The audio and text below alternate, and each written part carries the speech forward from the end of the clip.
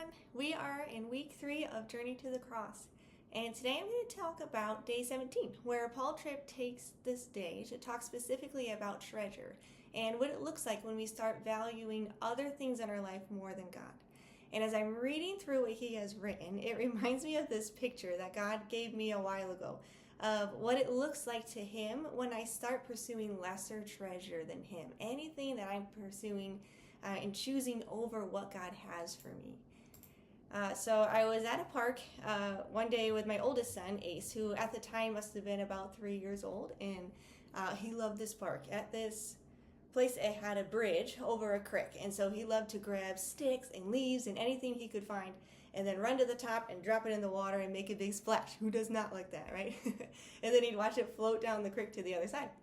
And so this particular day, Ace was running up and down the bridge, gathering a 3-year-old's handful worth of sticks by the trees, and then running back to the top and dropping them in. So I thought, well, this is good. I'll just park my younger son's stroller right here at the top of the bridge so that when Ace comes back up, I can make sure that he's not going for an accidental swim right when he throws them in. And it seemed like a good activity, and it really was for a while, and then it took a turn. And Ace kept coming up to show me things.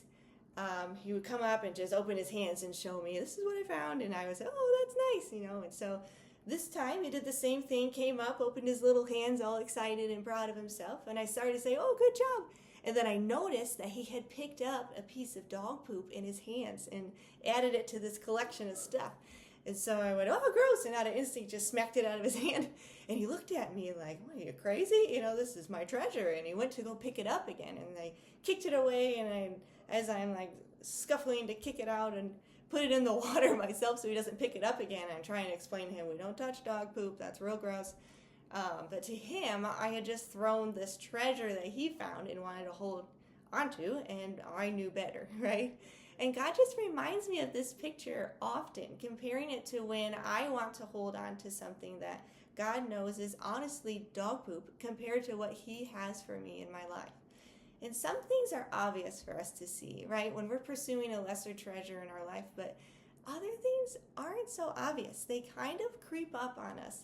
It's those things that we don't realize have take residence in our heart that we start relying on more than God, or take our attention away from the life that God has for us. And we see this interaction with Jesus with a man in Mark 10, and we see Jesus just calling this out in this man. So we're going to be in Mark 10 in verse 17. And as he was setting out on his journey, a man ran up and knelt before him and asked him, Good teacher, what must I do to inherit eternal life? And Jesus said to him, Why do you call me good? No one is good except God alone. You know the commandments. Do not murder. Do not commit adultery. Do not steal. Do not bear false witness. Do not defraud. Honor your father and mother. And he said to him, Teacher, I have done all these things since my youth. And Jesus, looking at him, loved him and said to him, You lack one thing. Go, sell all that you have and give to the poor, and you will have treasure in heaven. And come follow me. Disheartened by this saying, he went away sorrowful, for he had great possessions. Did you catch what happened? It says Jesus loved him.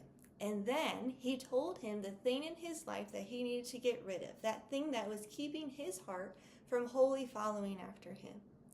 And we need that too. We need to sit down and say, okay, God, this is what I have. What is in my life that you know does not belong there?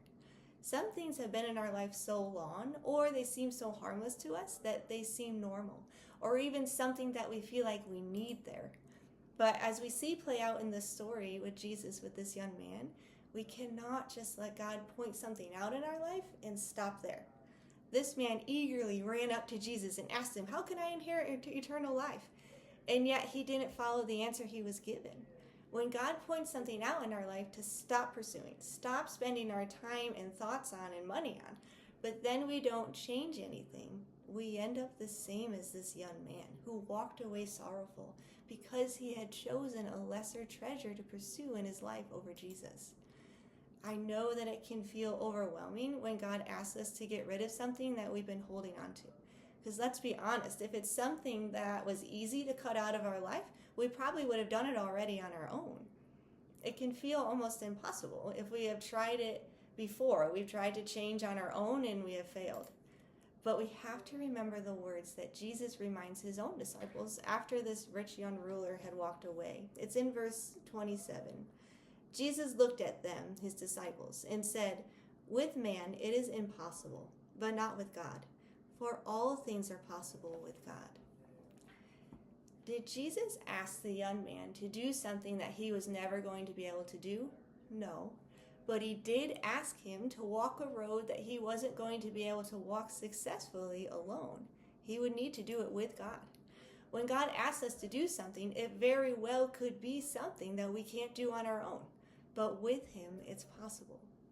So not only do we need to look to God to point out to where we are pursuing after things that are less than what he has for us, but we need to trust him in how we need to take care of it. Jesus told this man, go and sell everything he had and give the money to the poor. That seems harsh and kind of drastic, doesn't it? I think if I were in the rich young ruler's shoes, I would easily say, okay, you're saying I have this unhealthy attachment to my things, and I can see that. So I'm going to sell some big stuff and give the money to the poor, an easier start to working on this issue in my heart. But that's not what Jesus told him. And Jesus wasn't telling him to take this big step as a punishment for the sin he let in his life.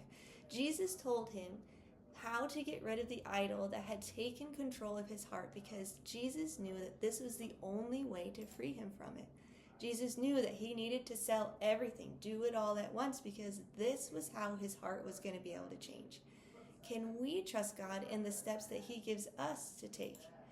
God tells us to drop something and get rid of it his way, but then we have to fight the temptation to say, okay, I think I know a better way to do that, or a way that doesn't seem so drastic because I don't think I have that much of a problem, or a way that other people won't notice. Trusting God with our life includes trusting him with how to get rid of the things that don't belong. So as we're reading through this week, and God is pointing out to us things that we're pursuing and we just need to stop, we've been holding our hands out to him to expose the things that have taken residency in our hearts over him, right? Now we need to trust him to not just point it out, but now take the step in taking care of it, how he asks us to take care of it.